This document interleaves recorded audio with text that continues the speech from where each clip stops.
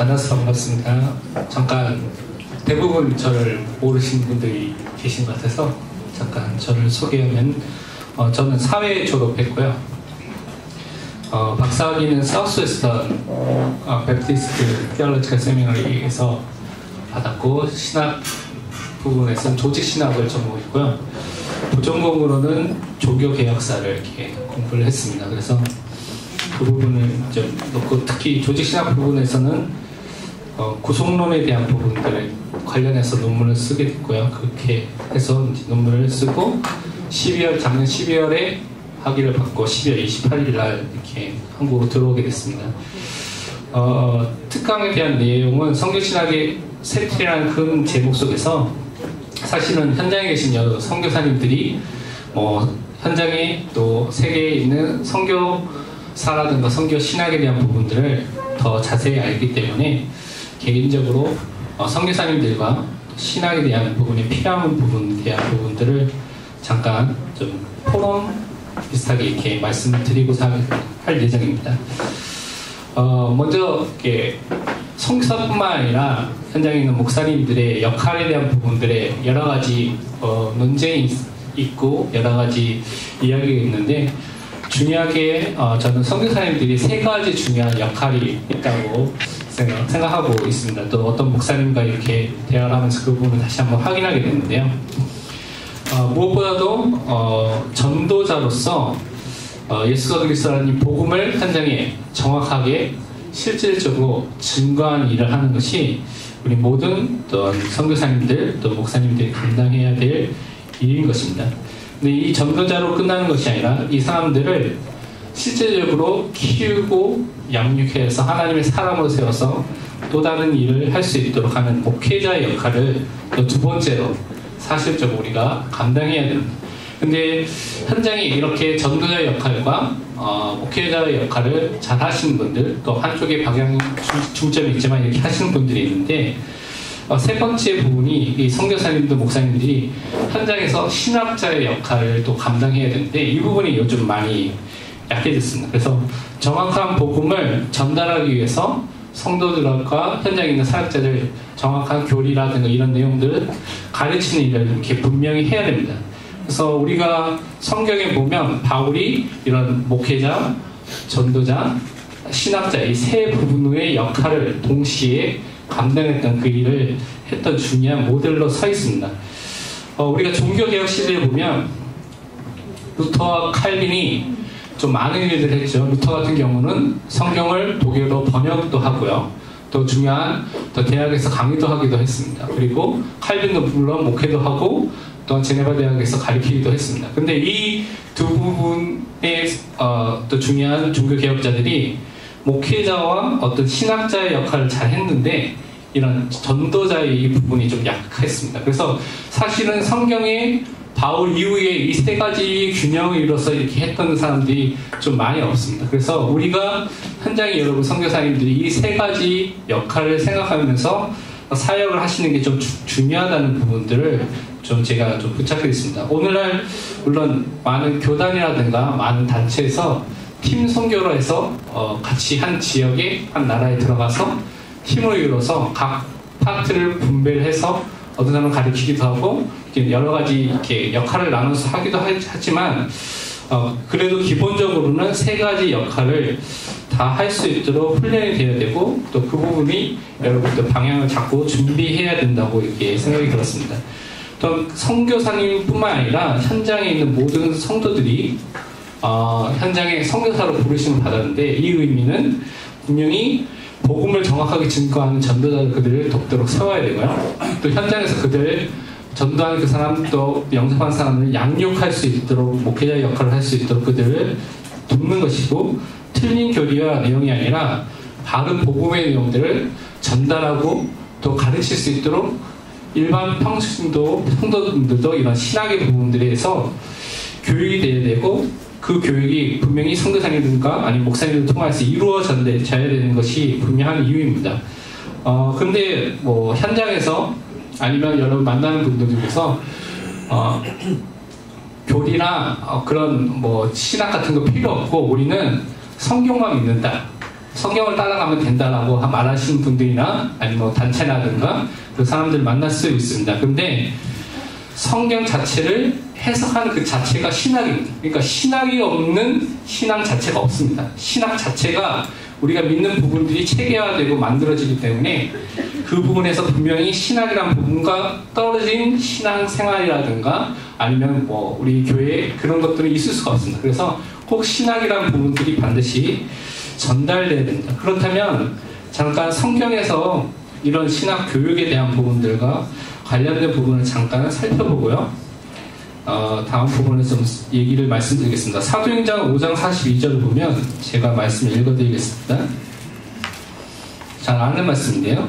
그들이 날마다 성전에 있든지 집에 있든지 예수는 그리스도라고 가르치기와 전도하기를 그치지 아니하니라 라고 되어 있습니다. 초대교회에 있었던 매일매일 있었던 우리가 잘 아는 현장에 있었던 복음 운동과 또 현장에서 그리스도의 복음이 증거된 부분을 설명하고 있는데요. 여기서 원어를 보면 이 가르치라는 그 단어가 디다스코라는 그 단어에서 나왔습니다. 이것이 가르치라는 뜻인데요. 좀 더 자세히 그 의미를 보면 공식적인 상황이라든가 비공식적인 상황, 그러니까 어떠한 상황에서도 자기가 받은 그 내용을 가르침을 계속해서 사람들에게 제공하는 그 의미를 포함하고 있는 것입니다. 그러니까 초대교회 성도들이 어떠한 상황에 있든지 계속해서 이 복음의 내용들을 전달하는 일을 했다고 말하고 있고요. 그리고 전도하기는 우리가 잘 아는 유앙겔리조라는 단어에서 왔는데요. 복음을 정확하게 예수가 그리스도인 복음을 선포하는 일을 했다는 것입니다. 그리고 전도자로서 현장에서 초대교회 성도들이 섰다는 것이고요. 또한 디다스코라는 단어를 통해서 보면 구약 성경을 통하여서 나타난 그리스도의 그 내용들을 이들에게 가르치는 이런 신학적인 부분, 또 신학자의 역할을 감당했다는 것입니다. 그래서 우리가 이 부분을 또한 살펴보고요. 사도행전 19장 8절을 보면 많은 부분이 있지만 사도행전 19장 8절에 바울이 예배소에서 선포했던 했던 내용들을 보면 바울이 회당에 들어가 석 달 동안 담대히 하나님 나라에 관하여 강론하며 권면하되라고 됐습니다. 여기서 강론하며라는 단어는 어느 단어에서 왔냐면 디아레고마이라는 단어에서 나오는데요. 의견을 서로 나누면서 대화를 하면서 중요한 주제에 대한 부분들 전달하는 그 의미를 포함하고 있는 것입니다. 그리고 권면하되라는 단어는 페이스라는 단어에서 왔는데 어떤 사람이 진리에 대한 부분들을 어떤 진리에 대한 부분들을 확실히 믿도록 그 사람들을 만드는 것, 계속해서 가르치면서 만드는 것들을 이 단어를 사용하고 있습니다. 그래서 바울이 분명히 예배소에서 두란노 사원에서 제자를 세우면서 신학적인 부분들을 분명히 가르치면서 그들을 세웠던 부분들을 말씀에 집중해서 세웠던 부분들을 설명하고 있습니다. 그리고 사도행전 28장 31절을 보면 우리가 잘 아는 사도행전의 마지막 부분인데요. 하나님의 나라를 전파하며 주 예수 그리스도에 관한 모든 것을 담대하게 거침없이 가르치더라라고 되어 있습니다. 여기서 전파하며라는 단어는 퀘리소라는 단어에서 이렇게 오게 되는데요. 그러니까 기독교에 대한 우리가 갖고 있는 메시지를 많은 사람들이 다 알 수 있도록 큰 소리로 선포하고 이렇게 선전하고 그런 의미가 포함되어 있는데 많은 사람들이 알 수 있도록 크게 증거하는, 그래서 감옥에 오는 모든 사람들이 다 알 수 있도록 이렇게 말하는 것을 포함하고 있고요. 여기서 가르치다라는 아까 전에 말했던 디다스코라는 단어에서 왔는데요. 이 현장에서 계속해서 복음의 내용들을 계속해서 가르치고 제공했다는 것입니다. 그래서 이미 성경에 바울뿐만 아니라 초대교회의 사람들이 정확한 복음의 내용을 전파하고 또한 선포할 뿐만 아니라 그것을 가르치는 그 신학적인 부분의 부분을 분명히 감당했던 부분들을 성경을 말하고 있습니다. 그래서 이 부분을 우리가 생각하면서 전도자로서, 목회자로서, 선교사로서 우리가 서야 되는데요. 두 번째 제가 좀 얘기해 드리고 싶은 거는, 이거는 사실은 1월달에 있었던 목회대학원 끝나고 RTS 교수 수련회 메시지로 같이 모여서 목사님께서 전달해 준 말씀인데요. 거기서 선교사들이 가져야 될 선교신학, 전도신학의 방향이라고 저는 생각해서 이 부분을 다시 좀 정리해서 말씀을 드리겠습니다. 첫 번째 이 목사님께서 말씀하신 부분이 오늘날의 신학교에서 하고 있는 것, 잘하고 있는 것, 그런데 여기에만 매여 있다라고 이렇게 말씀하면서 올바른 신학을 정립하는 일을 잘 하고 있고 그것을 지속하고 전달하는 일을 잘 하고 있지만 여기에만 매몰되어 있고 이 일만 하고 있다고 이렇게 말씀하셨습니다. 그래서 성삼위 하나님에 대한 부분들, 그 실제성, 또 복음의 유일성, 하나님 말씀의 무호성, 성경의 무호성, 아무런 잘못이 없다는 부분들을 잘 전달하고 있다고 이렇게 말씀하시고 지금 정립하고 있다고 말씀하고 있는데요. 이 부분이 실제로도 많은 한국 교회 신학교들이 많이 하고 있고 잘하고 있습니다. 그런데 여러분 잘 알다시피 여러분이 있는 세계 현장에 있는 신학교에서는 이 부분이 사실은 무너지고 있는 이 부분이 거의 이제 이 부분이 중요한 싸움이 되고 있죠. 그래서 사실은 앞으로 10년, 20년 후반 때도 이 부분을 지키기도 힘든 상황이 될 수도 있습니다. 많은 부분에서요. 미국 같은 경우는 장로교가 자유시주의화되고 프린스턴 신학교가 자유주의화되고 웨스트민스터 신학교가 생기고요.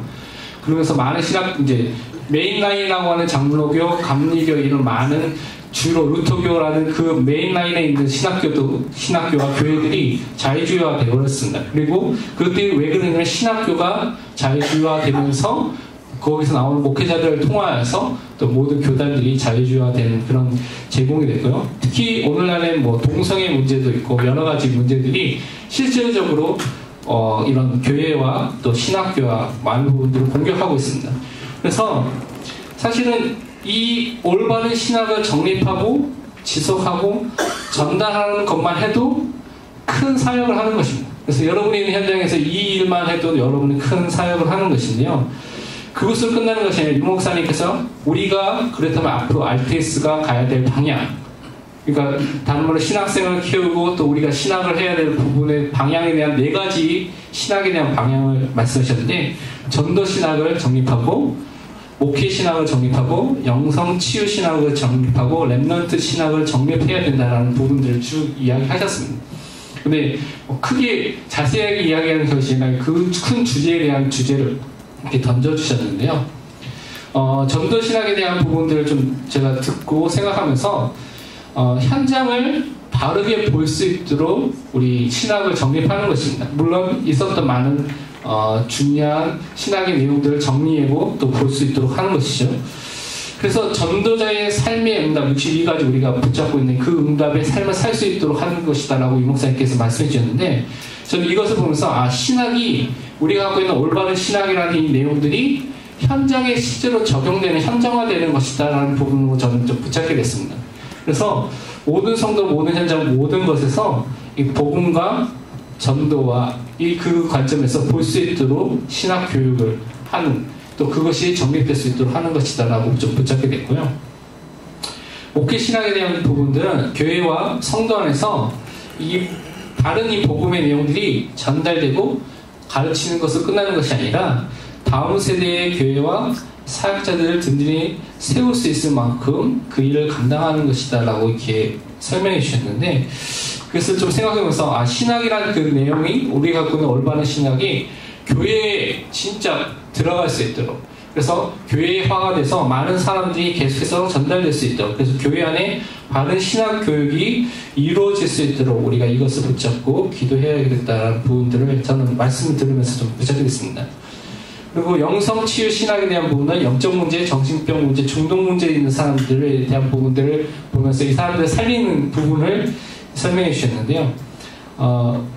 이 부분은 우리가 치유에 대한 부분들 많은 이론들이 있는데 오순절 계통 같은 경우는 육신 치유에 대한 부분들을 강조하고요. 또 예수님이 죽으심이 우리 육신의 문제, 또 육신의 갖고 있는 고통을 문제를 해결하셨다라는 부분들 되게 많이 강조하는데 우리는 그것을 뛰어넘어서 먼저 가장 기본적으로 우리에게 있는 가장 근본 문제, 영적인 문제를 치유하는 이 복음의 내용 이것을 강조하는 것을 이 영성치유 신학을 통해서 우리가 회복해야 된다는 부분을 좀 붙잡고 신학이 개인의 삶 속에 들어가는 개인화되는 이 응답이라는 부분들을 저는 개인적으로 붙잡겠습니다.